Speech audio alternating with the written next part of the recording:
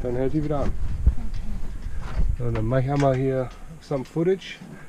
De la Varianta 65. No sink, no alcohol stove. Brass instruments, fire extinguisher. Lots of sales including spinnaker, toilet, up front in the V-berth.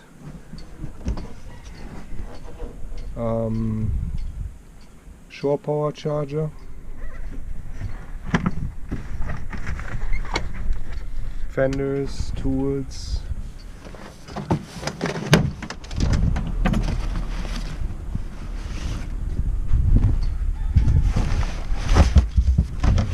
Back here, gasoline tank. And we got a nice spray hood. Canvas looks decent.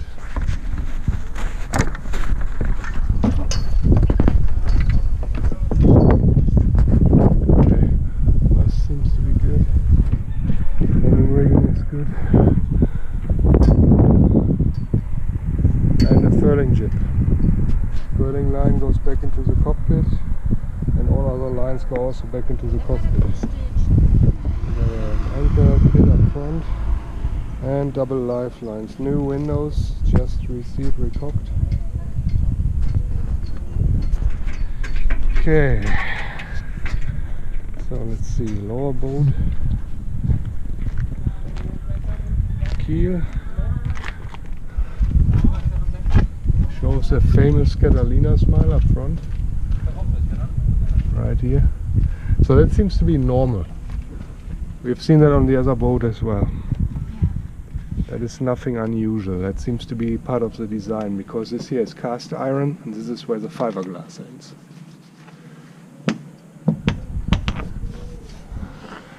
No evidence of osmosis issues. Seems to be all solid fiberglass. That is the anchor drain for the anchor locker. If you put an anchor in, that the water can drain out.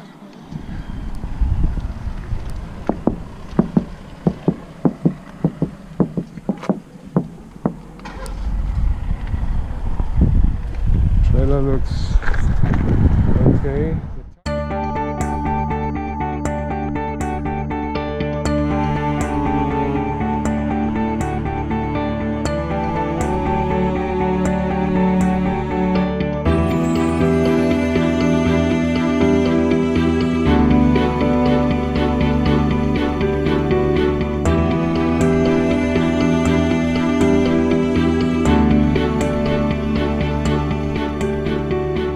Okay guys, this time around all our sailing will take place in Europe. More precisely in Germany, and we will start out in a place called Essen, that is in the Rhine-Ruhr area. That is where we used to live and where we took about 4 weeks to fix up the boat. As you can see, completely landlocked, densely populated. And yeah, and by the way, the other boat that we looked at and gave you the tour in was the Varianta that we found in Holland. But we did not end up buying this one. We found one way closer by to our area. So like I said, after 4 weeks we were ready to launch, and we trailered her up over the Autobahn all the way up to Heiligenhafen, which is at the Baltic Sea.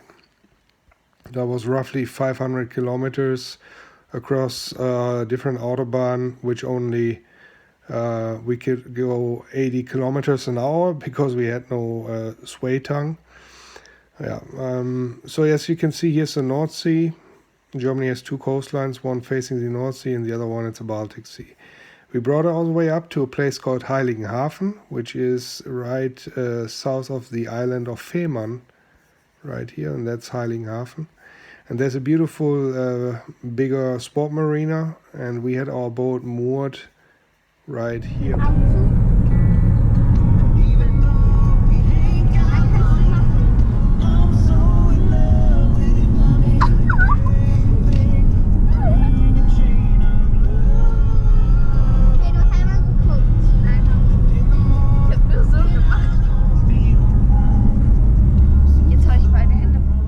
It took quite a long time to trailer her up there to Heiligenhafen, almost 500 kilometers like I said before, and we had no sway control on that trailer tongue, so we could go only 80 kilometers an hour.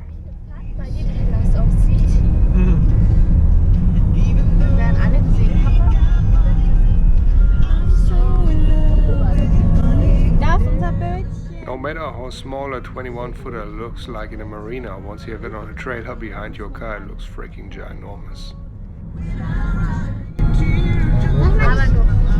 Mama, man sieht das nicht von da. Doch, ich hab's im Spiegel gemacht, du Vogel. Ja, ich weiß. Nee, weißt du nicht? Doch. Weißt du nicht? Ja. Die Batterie sind leer. Hi. Mama, ich werde hier ein bisschen mit Siri spielen. Ich weiß nicht. Mal gucken, aber ich habe nicht mehr so viel Akku. Ich guck mal, okay? Mhm. Da fahren wir gleich raus und gehen segeln. Mein Schatzi baut die Segel auf.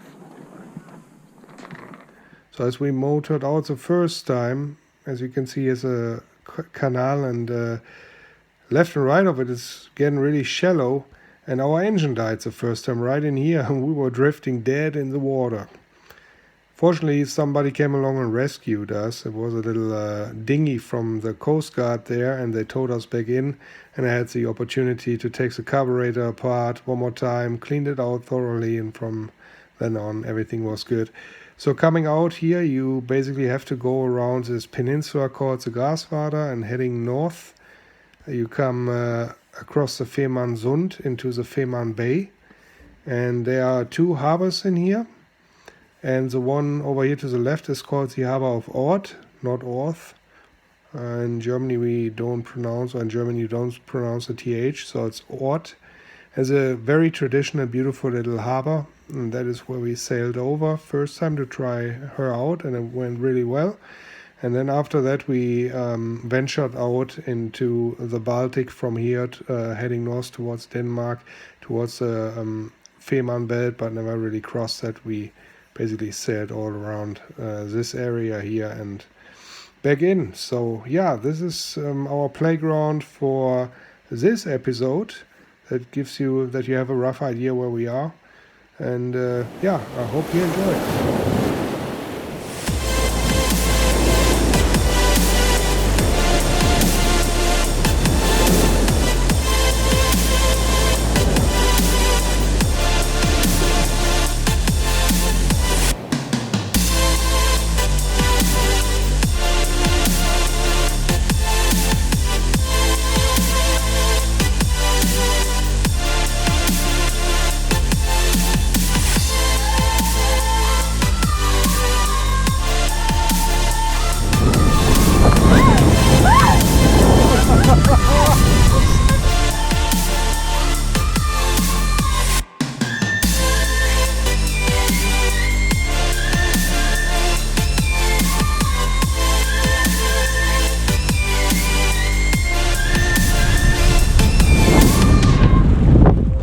Panik, so sieht Panik aus. Alles ist nass. Spritzwasser.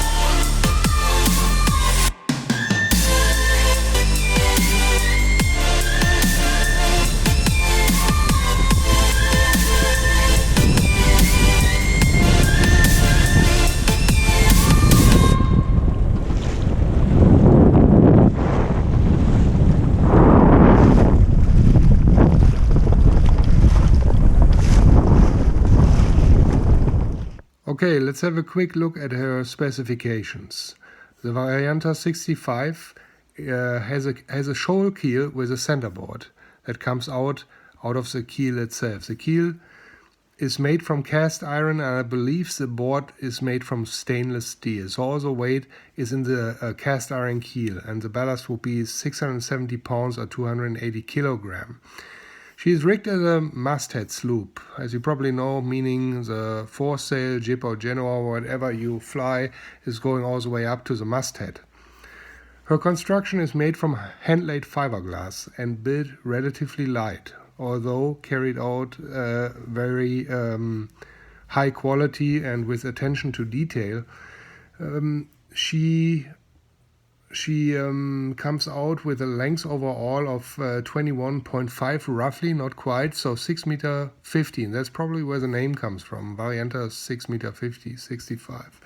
Length of the waterline not even 18, and a beam of 684, a little shy of 2 meter 10. And a sail area of about 240 square feet or 22 square meters roughly.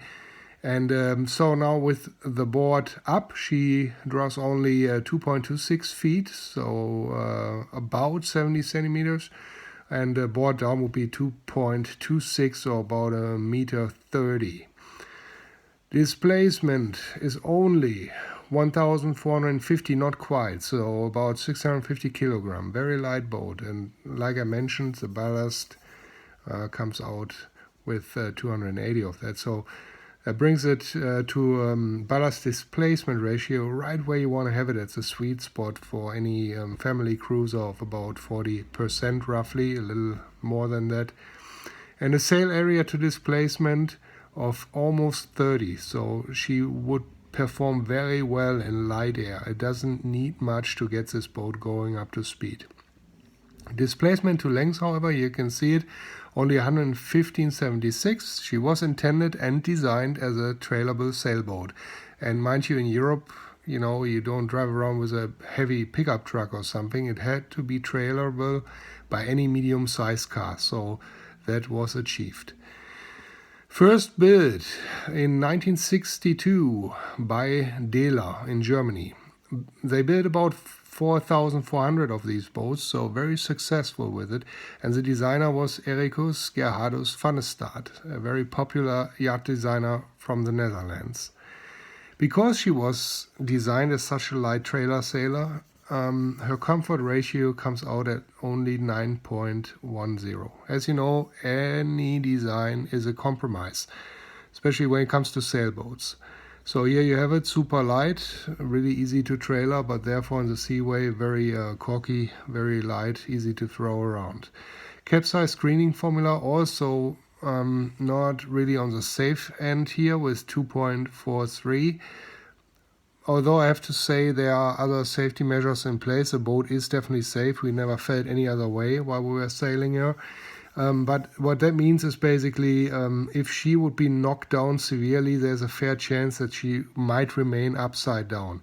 Anything under 2 would be considered self-rightening. That is what you want to see in blue water boats if you really take her into the deep blue water. However, Van der Staat came up with a great idea. He implemented a buoyant body in here, like he implemented a liner that consists out of the berths, including the V-berth, and that is completely airtight and glued into the hull and supposed to give the boat, in case of a knockdown, enough buoyancy that she would not sink even if she takes on water significantly, like runs full of water. She would be still afloat with that. So you can see, by the way, I don't know if that's foam or air. I'm not quite sure about this. Up front, she has a decent size anchor locker for a boat of this size and an okay size V-berth. Underneath the berth is also a porta potty or a head, depending on how you equip her. And midship is the galley. To starboard, a little burner, and to port, a little sink with some drawers where you can have your cutlery and cups and dishes. And then 2 berths about 6.5 feet long, and out in the cockpit 2 decent sized lockers and an aft locker or well for an outboard engine. We had ours mounted to a bracket outside and used this here as an aft locker basically.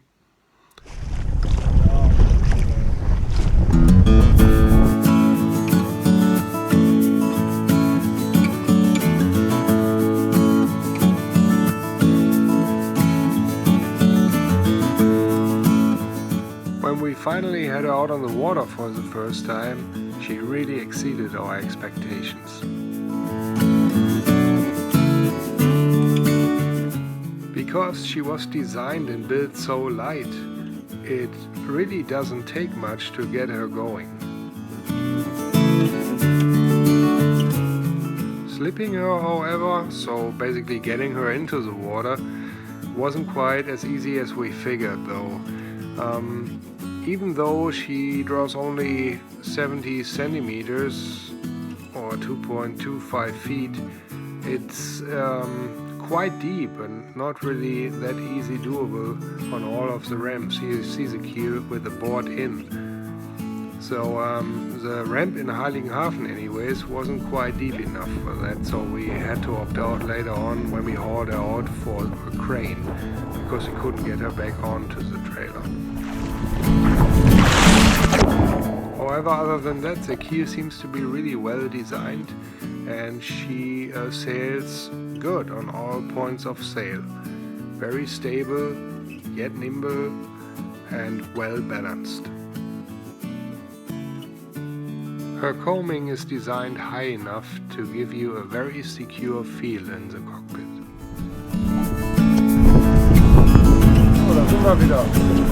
Heute nur unter Vorsegel, weil leider unser Hauptsegel... When I redid the main halyard, I used a line that was too big for the size of the mast and the bones swell up in the rain and we couldn't hoist the mainsail anymore. Wellen von hinten, es rollt eigentlich ganz gut. Und ich schätze mal, das so. Although just under our Genoa only, we were still doing easily 5 to 6 knots.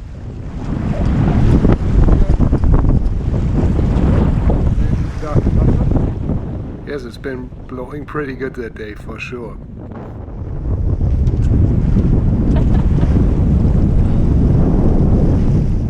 I know it doesn't look like that right now, but we had actually about 3 to 5 feet high waves that day. But it turned out that wasn't a problem for the boat.